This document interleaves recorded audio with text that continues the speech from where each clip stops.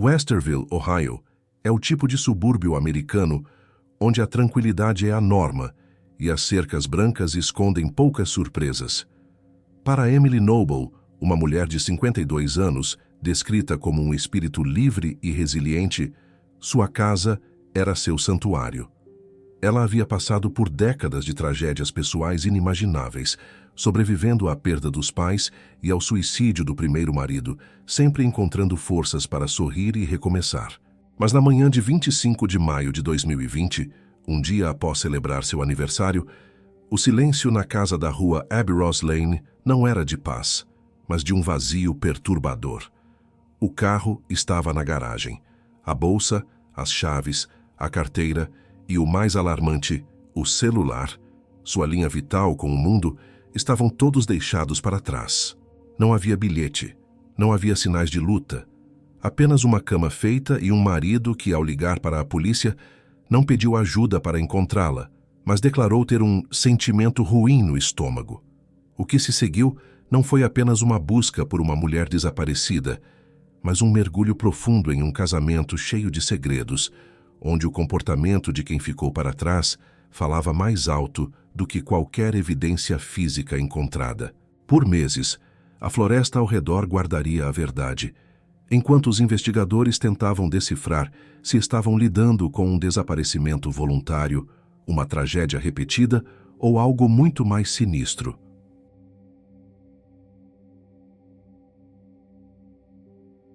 Emily Noble era uma figura profundamente enraizada em sua comunidade em Westerville, um subúrbio tranquilo nos arredores de Columbus, Ohio. Aos 52 anos de idade, ela construiu uma vida que muitos consideravam estável e admirável, trabalhando há mais de uma década em um escritório do Medicaid para o estado de Ohio. Era ela quem sustentava financeiramente a casa, acumulando cerca de $96 mil em ativos pessoais, fruto de anos de dedicação. No entanto, quem olhava para Emily via uma mulher de aparência extremamente frágil. Ela era fisicamente muito pequena, medindo apenas cerca de 1,52 m de altura e pesando menos de 45 quilos. Essa delicadeza física era agravada por uma condição de saúde chamada osteopenia, que tornava seus ossos significativamente mais frágeis do que a média das pessoas, exigindo cuidado constante. Apesar dessa fragilidade corporal, aqueles que a conheciam a descreviam como uma mulher de espírito livre, corajosa e feiste, animada, alguém que estava sempre sorrindo. Essa força de caráter não era apenas um traço de personalidade, mas uma necessidade forjada pela dor. A vida de Emily foi marcada por uma sucessão implacável de tragédias que a seguiram por décadas. Nos anos 1990, ela testemunhou a morte de vários amigos próximos devido à AIDS. O sofrimento familiar também foi intenso. Seu pai sofreu um acidente que alterou sua vida, caindo e batendo a cabeça, do qual nunca se recuperou totalmente, e menos de um ano depois, sua mãe faleceu tragicamente em um acidente de carro. Como se não bastasse, em 2011 seu primeiro marido tirou a própria vida, deixando Emily viúva em um apartamento que herdara da mãe, um espaço de cerca de 74 metros quadrados que se tornou seu santuário. Embora tivesse histórico de depressão e procurasse aconselhamento, seus amigos enfatizavam que ela sempre superava os traumas e encontrava forças para continuar. Foi nesse contexto de reconstrução que ela conheceu Matthew Moore, ou Matt, através de um site de namoro chamado Plenty of Fish, após a morte de seu primeiro marido. Matt vivia em Las Vegas na época, trabalhando na indústria de cassinos, e mudou-se para Ohio com seu filho adolescente de um casamento anterior para ficar com Emily, casando-se com ela em 2018. Matt tinha um histórico pessoal complexo, incluindo um trauma cerebral, TBI, sofrido em um acidente na juventude, que, segundo relatos de amigos de Emily, afetava seu humor e comportamento. A dinâmica do casal era complicada. Matt estava desempregado quando a pandemia de Covid-19 atingiu seu pico em maio de 2020, enquanto Emily continuava sendo a provedora do lar. Além dos bens de Emily, havia uma herança deixada pela mãe de Matt, que ele colocou em uma conta conjunta com a esposa, elevando o saldo combinado para mais de $400.000. A sombra da tragédia voltou a pairar sobre a casa no verão de 2019.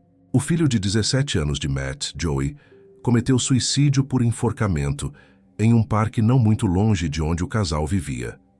O evento devastou a família, deixando Matt descrito como um caco emocional, enquanto Emily, mesmo preocupada com o bem-estar do marido, enfrentava tensões crescentes no casamento.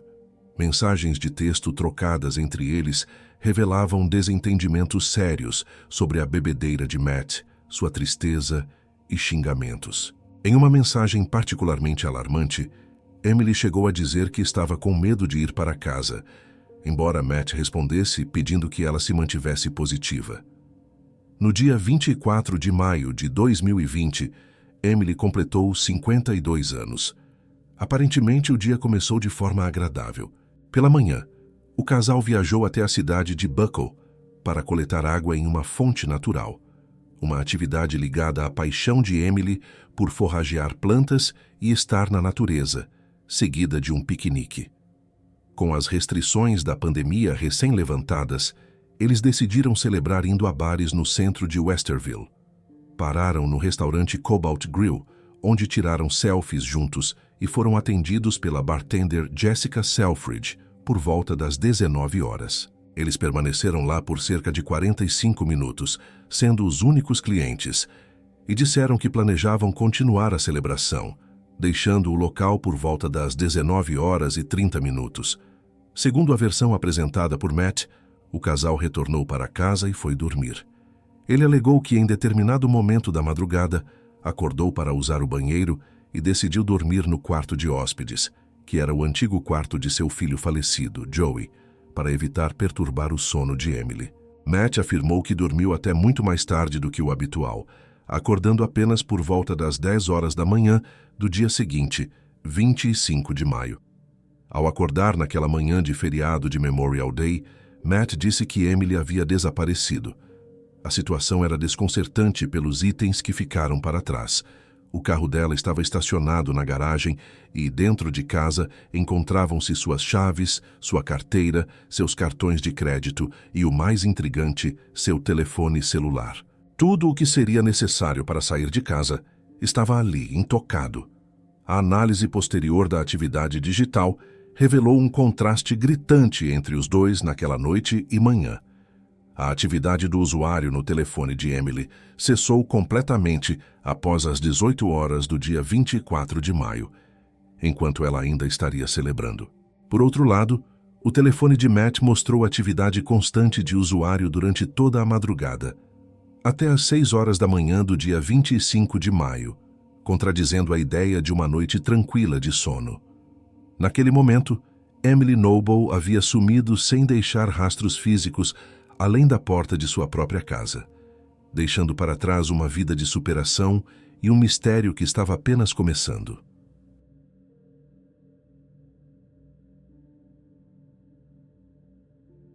A inquietação de Matthew Moore naquela tarde de 25 de maio de 2020 culminou em uma ação concreta às 14 horas e 47 minutos, quando ele decidiu utilizar o telefone de Emily, que havia ficado para trás, para contatar Celeste Groan, uma amiga próxima de sua esposa, perguntando se ela tinha visto Emily.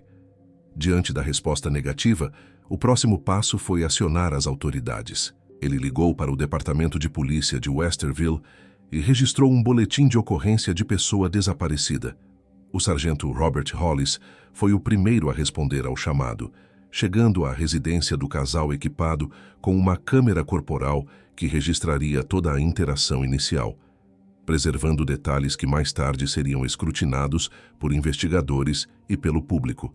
Desde os primeiros momentos da chegada da polícia, o comportamento de Matt chamou a atenção por destoar do que geralmente se espera de um marido angustiado, mas esperançoso. Ele afirmou ao policial, logo de início, que tinha um sentimento ruim no estômago sobre a situação.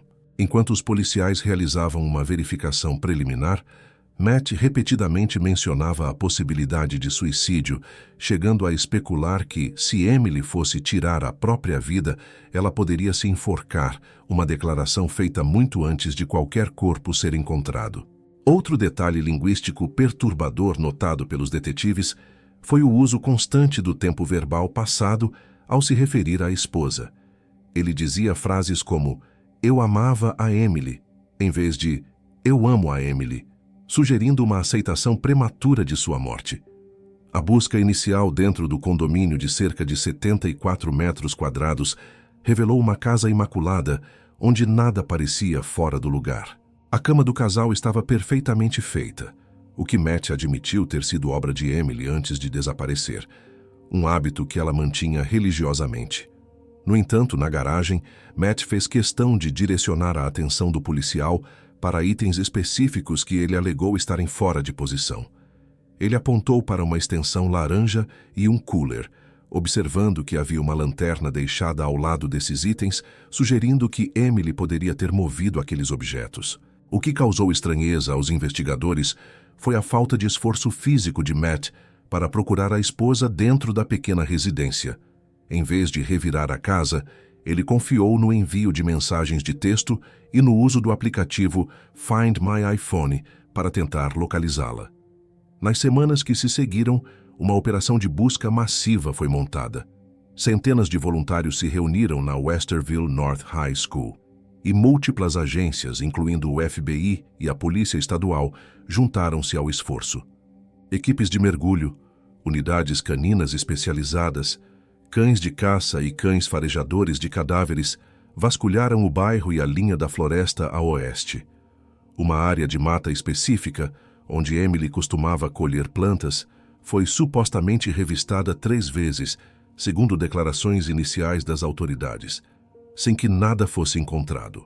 Enquanto a comunidade se mobilizava, Matt recusou-se a participar de qualquer um dos eventos de busca organizados, limitando-se a alegar que havia distribuído panfletos em comícios e logo parou de cooperar com a polícia, isolando-se. Durante a investigação, surgiram vários sinais de alerta que complicaram o caso. Uma testemunha, o vizinho John Kramer, inicialmente disse à polícia que tinha visto Emily na garagem entre as 9 e as 10 horas da manhã do dia 25 de maio. No entanto, essa informação, que poderia ter inocentado Matt ao colocá-la viva enquanto ele dormia, logo se tornou duvidosa quando Kramer se contradisse e recuou, admitindo que poderia ter confundido as datas e a visto no dia anterior. O passado de Matt também veio à tona quando sua ex-esposa, Lisa Paddison, relatou à polícia um incidente ocorrido em 2001, onde Matt a teria estrangulado enquanto ela estava grávida, o único momento em que ele teria colocado a mão nela violentamente. Além disso, em setembro de 2020, Matt buscou os produtores do podcast The Vanished para falar sobre o caso. A entrevista resultante foi descrita como bizarra pelos ouvintes e pela equipe do programa. Ao descrever sua esposa desaparecida, Matt fez comentários estranhos sobre sua aparência física, dizendo que ela tinha pernas bonitas, braços ótimos e muito saudáveis, e que era anatomicamente uma senhora muito bonita, além de rir em momentos inapropriados e confundir datas importantes, chamando o fim de semana do desaparecimento de Dia do Trabalho em vez de Memorial Day. Para piorar sua situação perante os investigadores, Matt falhou em uma análise computadorizada de estresse de voz, uma ferramenta utilizada para detectar enganos, quando perguntado sobre o paradeiro de Emily.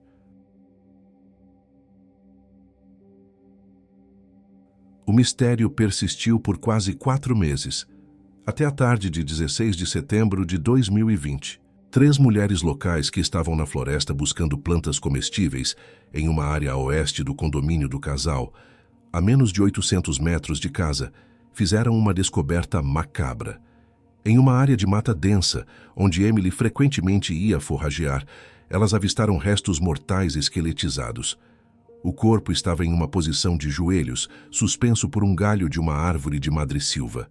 A cena encontrada contava uma história perturbadora e complexa.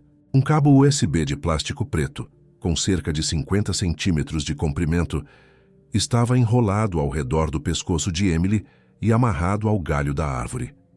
Ao lado de sua perna esquerda, havia uma garrafa de água preta contendo um líquido de cor pêssego que, após análise, revelou ter 6% de teor alcoólico. Outro detalhe que chamou a atenção foi a disposição de seus pertences pessoais. Sua aliança de casamento e seu anel de noivado haviam sido removidos e colocados no chão, também ao lado de sua perna esquerda. A postura do corpo era incomum. Sua mão direita estava segurando o tornozelo direito, enquanto o braço esquerdo estava caído, com a mão tocando a garrafa de água. No bolso de sua legging preta da marca Old Navy foi encontrado um cigarro eletrônico.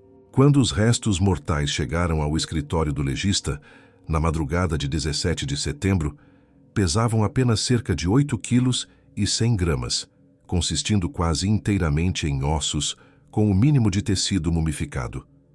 A descoberta tardia do corpo revelou falhas críticas na investigação inicial.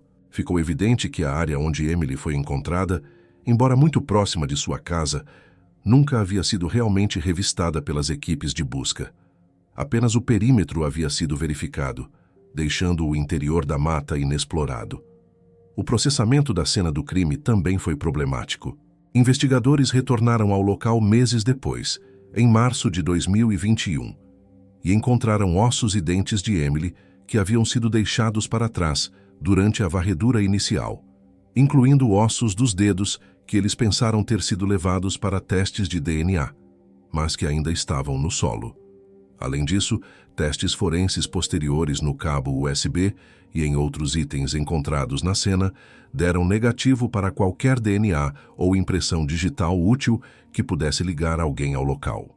A análise forense dos restos mortais de Emily Noble começou sob circunstâncias complexas e desafiadoras. Quando o corpo chegou ao escritório do legista do condado de Montgomery, a avaliação inicial determinou que a causa da morte foram múltiplos ferimentos na face e pescoço. Os exames radiológicos e a autópsia revelaram danos esqueléticos significativos e perturbadores. Havia 4 fraturas distintas no osso hioide, fraturas na cavidade nasal e a ausência de alguns ossos dos dedos do pé. No entanto, a interpretação desses achados não foi imediata nem unânime, gerando um debate que se tornaria o cerne da batalha legal que estava por vir. O relatório inicial, concluído em janeiro de 2021, apontou que essas lesões ocorreram no período perimortem, ou seja, perto ou no momento da morte, mas deixou margem para dúvidas sobre a mecânica exata do falecimento. A virada decisiva no caso, que transformou uma investigação de morte indeterminada em uma acusação formal de homicídio, veio através da intervenção do Dr. William Smock. Embora fosse um médico forense e especialista em estrangulamento, é importante notar que ele não era um patologista forense, certificado pelo Conselho, sendo originalmente um médico de medicina de emergência. Meses após a descoberta do corpo, Smock revisou o arquivo do caso, baseando-se exclusivamente em relatórios e fotografias, sem nunca ter examinado os restos mortais fisicamente ou visitado a cena do crime. Sua conclusão foi categórica. Emily havia sido vítima de estrangulamento manual. Segundo ele, o cenário de enforcamento com o cabo USB havia sido forjado para encobrir um assassinato brutal.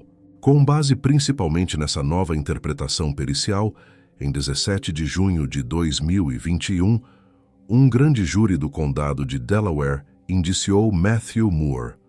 A prisão de Matt ocorreu no mesmo dia e foi executada com um aparato de força surpreendente. Ele foi detido durante uma parada de trânsito por oficiais da polícia de Westerville, que estavam fortemente armados, apontando armas para ele, enquanto repórteres cercavam a cena e ele era algemado. Insistindo que aquilo era um erro terrível, Matt foi levado sob custódia e sua fiança foi fixada no valor exorbitante de $2.500.000, garantindo que ele permanecesse preso até o julgamento. O julgamento começou em 16 de agosto de 2022, trazendo à luz a teoria completa da acusação sobre o que teria acontecido naquela noite fatídica. A promotoria sustentou firmemente a tese de homicídio, apoiando-se quase inteiramente no testemunho do Dr. Smock. No tribunal, o médico testificou que o osso ióide de Emily, quebrado em 4 lugares, apresentava um padrão de lesão impossível de ocorrer em um suicídio por enforcamento, especialmente considerando que a vítima era uma mulher extremamente leve, pesando cerca de 45 quilos. Para a acusação, a cena na floresta era uma encenação macabra, staged, elaborada para imitar a morte do filho de Matt, Joey, ocorrida 1 ano antes.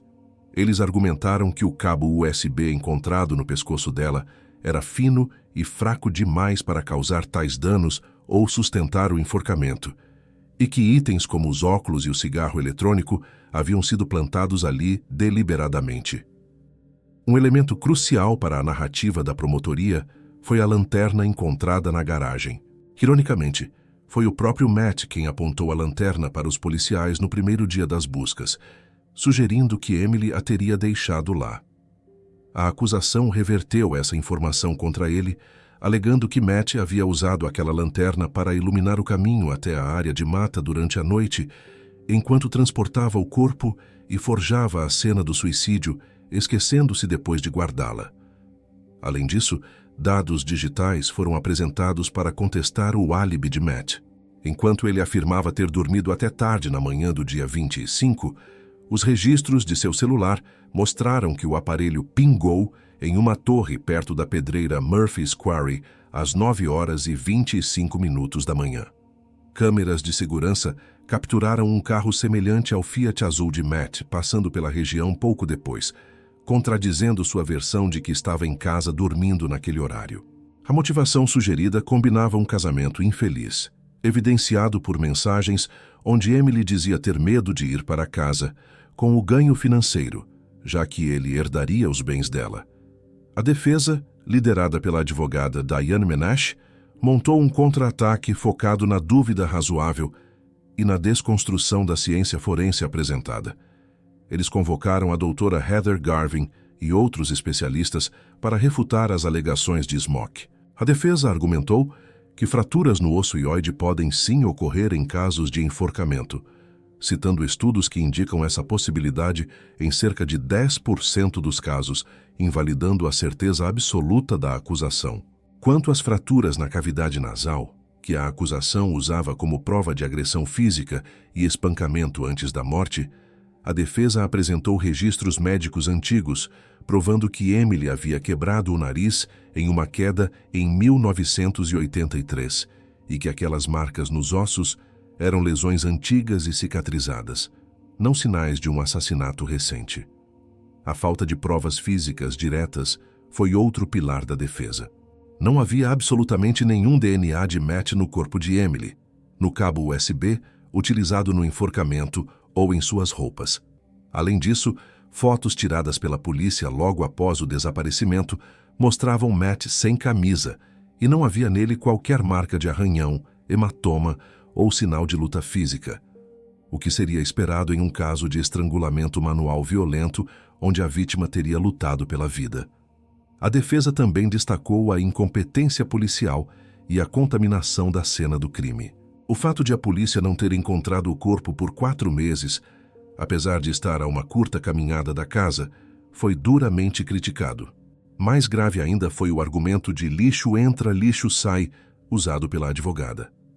A análise forense estava comprometida porque os investigadores deixaram ossos e dentes na cena do crime, recuperados meses depois, e o transporte excessivo dos restos mortais entre diferentes laboratórios e necrotérios poderia ter causado as fraturas ósseas post-mortem, ou seja, depois da morte, devido ao manuseio inadequado de um esqueleto fragilizado. A saúde de Emily também foi central para a defesa. Eles enfatizaram que ela sofria de osteopenia, uma condição que tornava seus ossos muito mais propensos a quebrar do que os de uma pessoa comum, o que explicaria as fraturas múltiplas mesmo com pouco impacto.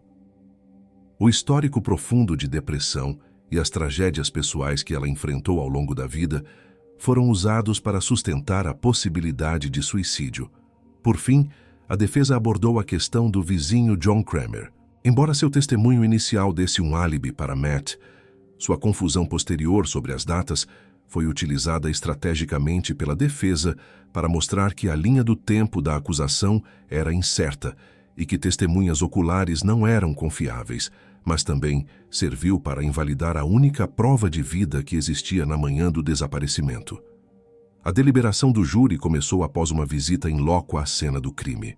Os jurados foram levados até a área de mata densa para ver pessoalmente a dificuldade de acesso ao local onde o corpo foi encontrado, o que levantou dúvidas sobre a viabilidade de Matt ter carregado um corpo e forjado a cena sozinho no escuro. Surpreendendo a muitos pela rapidez, a deliberação durou menos de 3 horas. Em 26 de agosto de 2022, o veredito foi anunciado. Matthew Moore foi considerado não culpado em todas as acusações. Ao ouvir a sentença, Matt desabou chorando com o rosto nas mãos e balbuciando agradecimentos repetidos ao júri.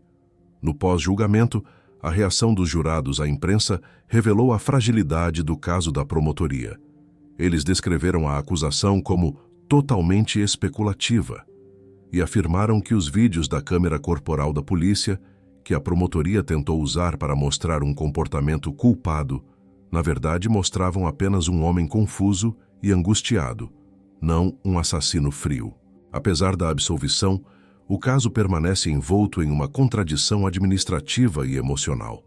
O atestado de óbito de Emily Noble nunca foi alterado e continua listando a causa da morte como homicídio por estrangulamento manual, criando um limbo jurídico onde a morte é oficialmente um crime, mas o único suspeito foi inocentado. Matt, que declarou ter sido financeiramente arruinado pelo processo e forçado a deixar Westerville, publicou posteriormente um livro intitulado Emily, a Staged Suicide in Ohio, Emily, um suicídio encenado em Ohio, onde mantém sua inocência e reitera a tese de suicídio, afirmando que somente após o veredito pôde começar a lamentar verdadeiramente a perda de sua esposa.